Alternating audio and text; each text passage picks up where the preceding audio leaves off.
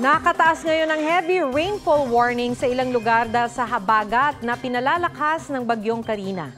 Ayon sa Pag-asa, nakataas ang orange rainfall warning sa Batangas.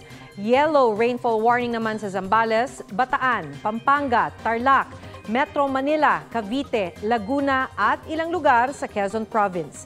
Paalala ng Pag-asa, may banta ng pagbaha sa mga lugar na yan.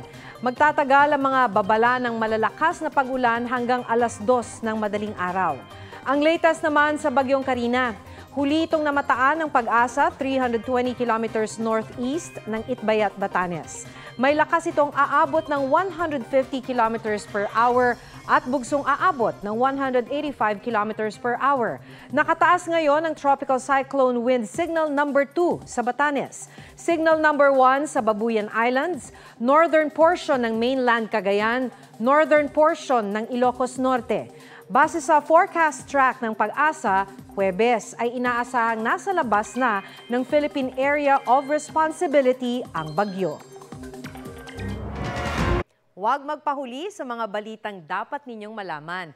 Mag-subscribe sa GMA Integrated News sa YouTube.